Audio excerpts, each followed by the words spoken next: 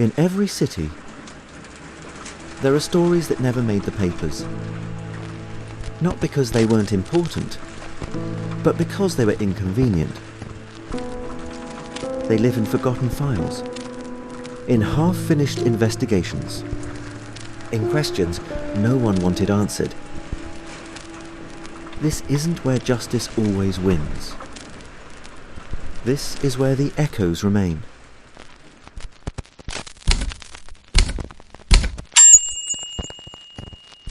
This is Reverberating Noir.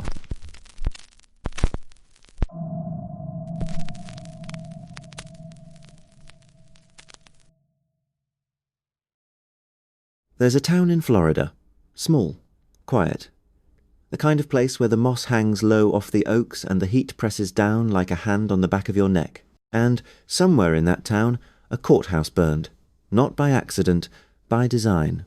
And, when the smoke cleared, a man's entire existence had been reduced to ash. Welcome to Reverberating Noir. His name was Arthur W. Street Clair, and they killed him twice. Once with bullets, once with fire. Tonight, we go to Hernando County, Florida, the summer of 1877, a time when freedom was real enough to touch and dangerous enough to die for. What happened to Arthur Street Clair isn't just a murder case. It's a case study in how systems erase inconvenient people. And the most disturbing part? It worked. For over 100 years, it worked. Let's start at the beginning, because to understand how a man gets erased, you have to understand what made him worth erasing in the first place. Arthur Street Clair was born around 1837, enslaved, on the May Plantation, the very land that would one day become Brooksville, Florida. He drew his first breath as someone else's legal property. And then, 30 years later, he was registering voters. 30 years. Think about what that means. Born in chains. And within a single lifetime, his lifetime standing at a desk with a pen in his hand, putting names on rolls that had never held names like his before. He became Hernando County's first voter registrar in 1867. Appointed by Florida's governor to lead the state's 3rd Brigade militia, he served as a county commissioner. He ran 3 times for the state legislature. He was preparing for a 4th campaign when they shot him. And beyond the titles, the church. He founded Brooksville's Bethlehem Progressive Baptist Church. With his brother, he opened Hernando County's first school for black children. This wasn't ambition in the way we usually mean it. This was love. The kind of love that builds things. The kind that threatens people who need others to have nothing. And that's the pattern I want people to understand from the very start of this episode. Arthur Street Clair wasn't targeted despite his accomplishments. He was targeted because of them. Every institution he built was a direct rebuttal to the argument that black freedom was dangerous. He was the living proof that it wasn't. And that made him more threatening than any weapon. Now, to understand what came next, you have to feel the world he was walking through. Because Reconstruction, that brief, extraordinary window when black Americans stepped into public life, was already being dismantled. Brick by brick, law by law, life by life. The federal troops that had protected black voting rights across the South were being withdrawn. Political deals were being made at the national level, deals that traded black safety for white political peace. And in counties like Hernando, paramilitary groups like the Ku Klux Klan were filling the vacuum, operating with near total impunity, and everyone knew it. Everyone knew it. That's the part that stays with me. This wasn't hidden. The terror wasn't secret. It was the point. Fear as policy, violence as governance. And in 1876, Street Clair did something that crossed a line they hadn't expected him to cross. He filed an affidavit with Congress, accusing white officials of electoral fraud. By name, on the record, formally. He didn't whisper it. He didn't pass a note. He put it in front of the United States Congress and said, "This happened, these men did it, and I am telling you, that's not just courage. That's a certain kind of defiance that understands the cost and pays it anyway." And then came the spring of 1877, and a wedding. A wedding. Of all the things that end a man's life, a wedding. Reverend Street Clair performed a marriage ceremony between a black man named Dave James and a white woman named Lizzie Day in Florida in 1877.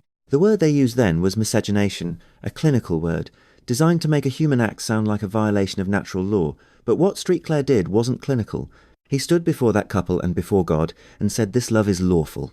He gave it spiritual legitimacy. In a society where marriage was both a sacrament and a legal fortress, he opened that fortress door. He would have known exactly what he was doing. He had watched men be killed for allegedly looking at white women, not touching, not speaking, looking, and here he was, sanctioning a union, formally, publicly, as a minister with moral authority in his community. So when he rode home that summer from Dade City, he wasn't riding into something he didn't see coming. I think he saw it. I think he rode anyway.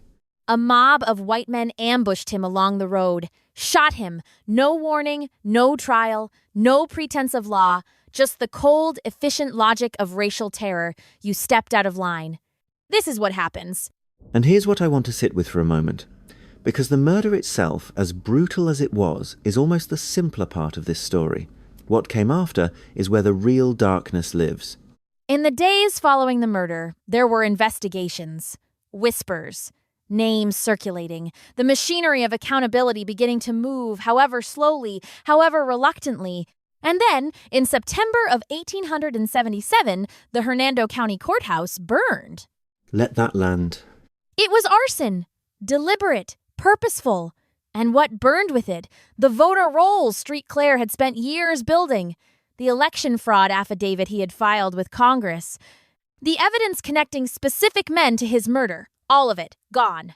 They didn't just kill him, they killed the record of his life, the proof that he had ever mattered, the documentation of everything he had built and everything that had been done to him, and then they called it a tragedy and moved on.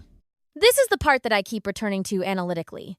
Because a mob killing a man in the road, that's terror, that's horrific, but it requires no institutional cooperation. The courthouse fire is different. The courthouse fire requires someone who knew what was in those records, someone who knew which documents needed to disappear, someone with access. Institutional complicity. Exactly. The same building that was supposed to deliver justice for Arthur Street Clair became the instrument of his second erasure. And the men responsible for that building, the officials, the administrators, the people who held the keys, they either participated or they looked away. And in this context, looking away is a choice. It's always a choice. What followed that fire historians have described as a near race war that scarred Hernando County for 25 years. Black families fled, economic progress stalled. Fear became the operating currency of daily life. All because one man dared to believe that freedom was for everyone, not just in theory, but in practice. And when they killed him for it, the silence that followed was its own kind of message. And here's what most people miss when they hear this story. They focus on the murder, understandably. But the murder was only effective because of what came after. The fire, the silence, the 25 years of fear. Terror doesn't work through single acts of violence. It works through the echo of those acts, through the message they send to everyone watching, and that message was received loudly for generations. For over 100 years, that erasure held. Arthur Street Clair faded into the footnotes. A ghost in his own town, in the very county he had helped build. But here's where the story turns. Because ghosts, it turns out, are persistent. What the fire couldn't burn was the memory carried in the people who remained. Community elders, local historians. Families who kept his name alive the way you keep a flame alive, carefully, quietly, cupped in your hands against the wind. In 2007, the Brooksville City Council named Arthur Street Clair a Great Brooksvillian, the first African-American ever to receive the honor. And United States Representative Ginny Brown Waite ensured that his story entered the congressional record. A formal acknowledgement that what happened to him wasn't just local history, it was American history. National shame placed on the record where it belonged. And in 2018, his name was inscribed at the National Memorial for Peace and Justice in Montgomery, Alabama. The memorial dedicated to the thousands of Black Americans lynched across this country. His name is there now, not erased, enshrined. But when you stand before that memorial, and I want you to really picture this, you don't just see names, you see counties. Because the memorial is organised by county, and that's not a design choice. That's an argument. It's saying this wasn't random, this was geographic, this was systemic. This relied on specific sheriffs in specific counties who looked away, on specific judges who refused cases. on specific courthouses that burned. And that's the reframing moment I want to offer here. Because the instinct when we hear a story like this is to locate the evil in the mob, in the men who pulled the trigger. And they were evil. I'm not diminishing that. But the mob alone couldn't have erased Arthur Street Clair. The mob needed the courthouse to burn. The mob needed the officials to stay quiet. The mob needed the federal troops to be gone. The mob needed the political deal that traded black safety for white peace. Take any one of those away and maybe the story ends differently. Maybe. That word does a lot of work in cases like this. Maybe. And here's what I find most disturbing about the pattern. It didn't require conspiracy in the cinematic sense. It didn't require a room full of men in suits planning every move. It just required enough people to make the same quiet choice to look away, to stay silent, to decide that this particular man's life and record were not worth protecting. That's not a conspiracy. That's a culture. And cultures are harder to prosecute than conspiracies. Much harder. And much harder to dismantle. Street Clair's church didn't burn.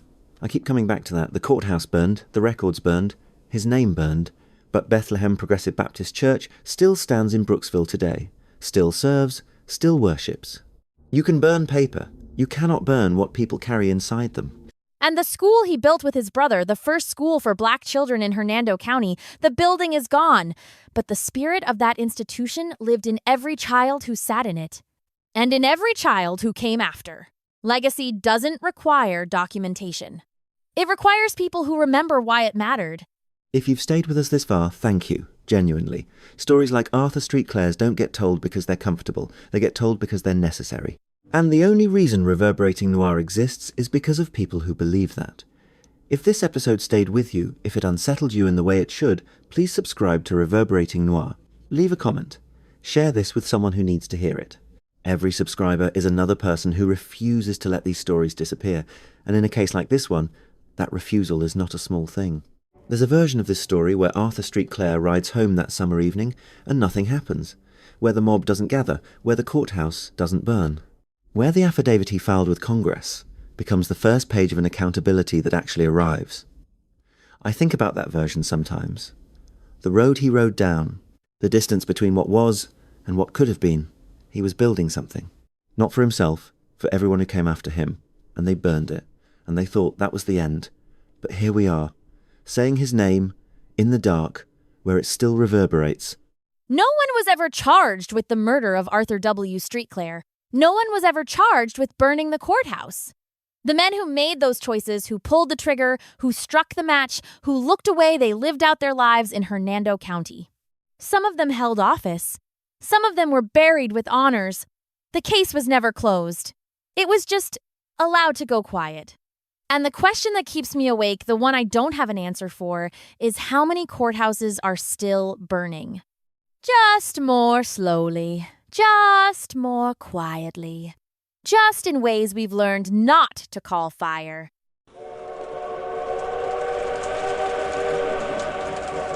The recording ends here, but the case doesn't. Somewhere, the evidence still exists. The questions still wait.